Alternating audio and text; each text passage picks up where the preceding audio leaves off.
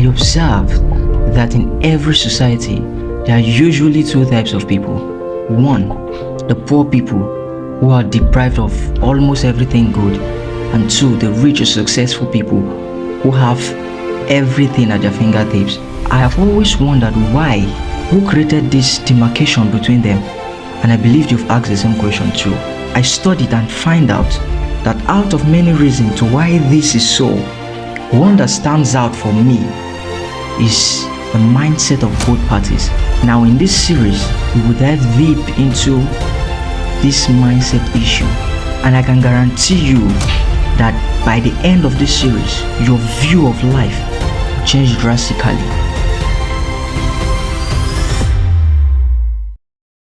Good morning, good afternoon, good evening.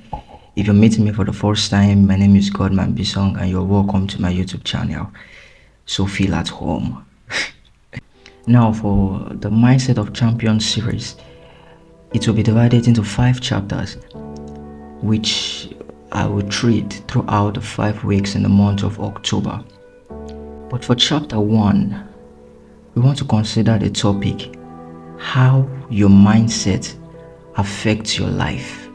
How your mindset affects your life. Every successful person or a mediocre is made primarily by the quality of their mindset. By mindset, I mean their different thinking pattern, how they deal with life and different circumstances. Now, I was told a story that in a certain village, there were 2 salesmen.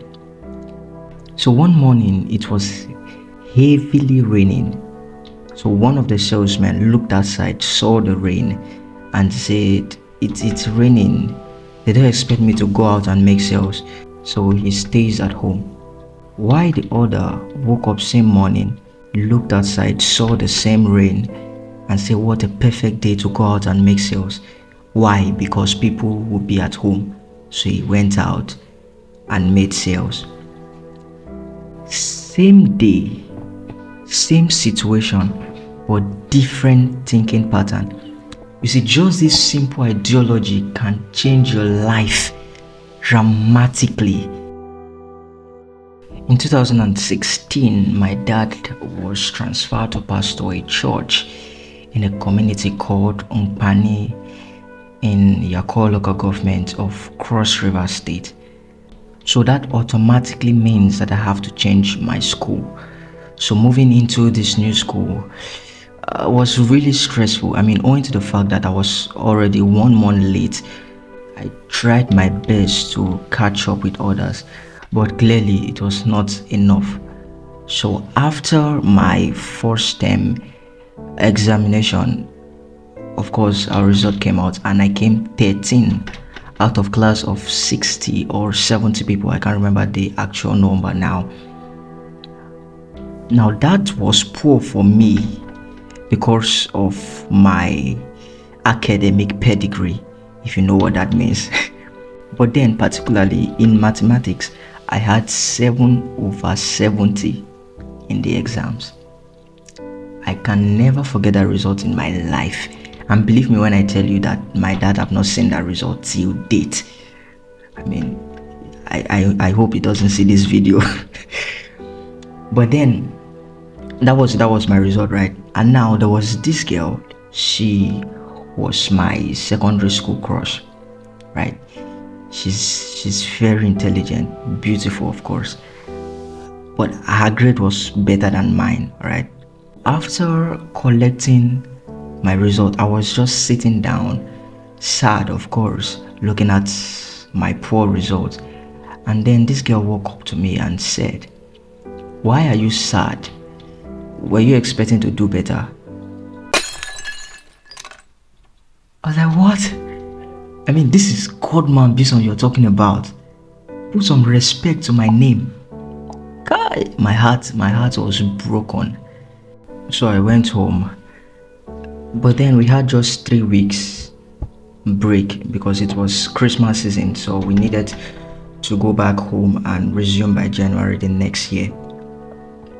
So I told myself that because of what this girl said to me, I have just 3 weeks to get to the top 1% of the class. So I literally took all my subjects and looked for the ones I did poorly on and studied for 3 weeks for several hours daily. And by resumption, I was at the top 1%. If you were to count the top best 3 students in my class, you will mention my name. And I remained at that position throughout my secondary school, even received award from my school authority. So you see, that was a negative situation, but then I never allowed it to determine the outcome of my academic life. That's the whole concept of this. Now listen, if the challenges of life is what made you a failure, then you are weak. If the challenges of life is what made you a failure, then you are weak. You see, there is failure as an event and failure as a person. Failure as an event was me failing my exams, but failure as a person is when you allow the failure as an event to override the potential for you to do more. I'll take that again. Failure as a person is when you allow the failure as an event to override the potential for you to do more. Thomas Edison, one very crazy guy, failed 1,000 times in producing the light bulb, but he never allowed the failure to kill his goal, because the 1,001st was a light bulb. Someone once said to me that something is only termed as failure if there was nothing to be learned from it. That is the power of this mighty tool called the mindset.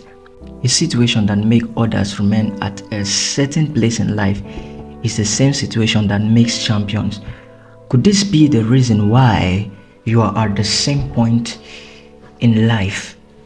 You give too many excuses to why you are not doing more, and most time it's for legitimate reasons, right? But now I want you to do something. Take your eyes off the problem and focus on the solution. Complaining and self-pity don't change situation, but only makes them worse. If you didn't get anything from everything I just said, I want you to put this in mind. 1. Self-pity don't change situation but amplifies them.